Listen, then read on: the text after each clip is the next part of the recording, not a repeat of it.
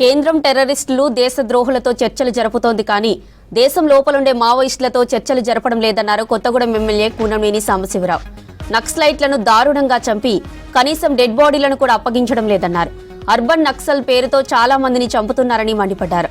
Supreme court సుమోటోగా స్వీకరించి న్యాయ విచారణకు ఆదేశించాలని డిమాండ్ చేశారు కూనంనేని. ఒకరు చనిపోతే మరొకరు సంబరాలు చేసుకోవడం దుర్మార్గమైన చర్య అన్నారు జస్టిస్ చంద్రకుమార్. రామభక్తులమని చెప్పుకునే వాళ్ళు ధర్మాన్ని కాలా రాస్తున్నారన్నారు జస్టిస్ చంద్రకుమార్.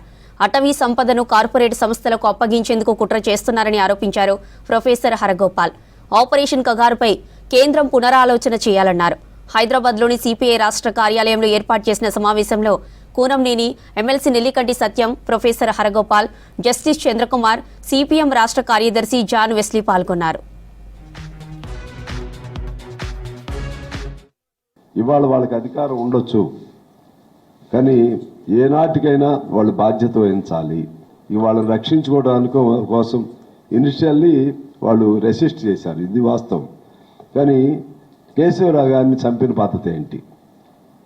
మనిషిని సజీవం దొరికినప్పుడు తీసుకెళ్ళు. ఆయన రక్షకులుగా ఉన్న 26 మందిని చంపారు.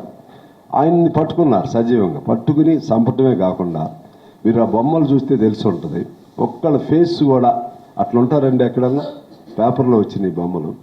ఫేస్ మీద బాయినట్టు మడమల ద్వారా గుద్ది చంపినట్టు పళ్ళు ఊడిపోయి కొంతమందికి.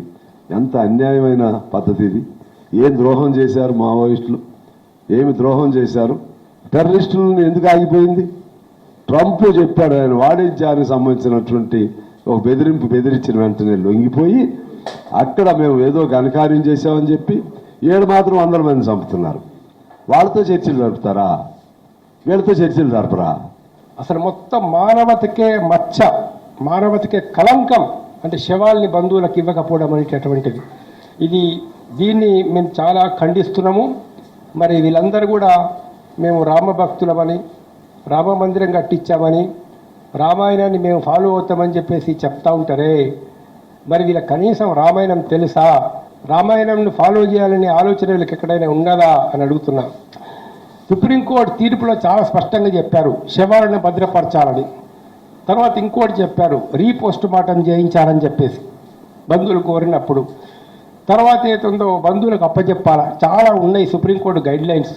మరి సుప్రీంకోర్టు గైడ్లైన్స్ ఉన్నప్పుడు మీరు ఇంత దుర్మార్గంగా శవాలని ఎందుకు కాల్చారు? ఒక్కటే ఒక కారణం, శవాలని బంధువులకు ఇస్తే ఆ శవాల మీద ఉన్న గాయాలు కనబడితేనే భయమా?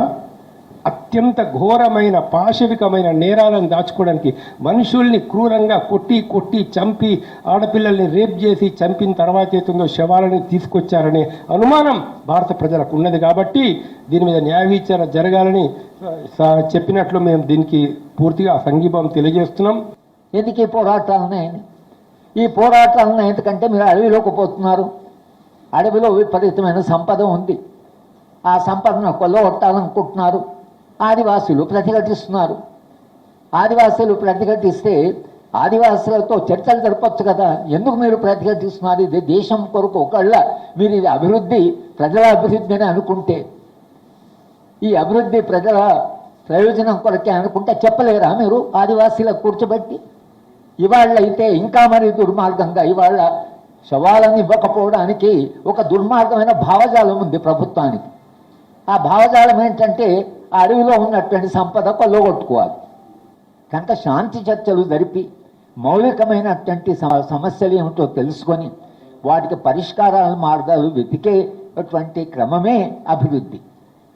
అంతేకాని మా ఇష్టం వచ్చిన అభివృద్ధి చేస్తాం, మేము ఇష్టం వచ్చినగా ప్రవర్తిస్తాం, మేము రాజ్యాంగాన్ని ఖాతరు చేయం, ఏ ప్రమాణాలు లేకుండా మేము మనుషులను చంపడమే కాకుండా వాళ్ళ దహనాలు కూడా మేమే చేస్తాం అంటే మీరు అన్ని హద్దులు దాటిపోతుంది.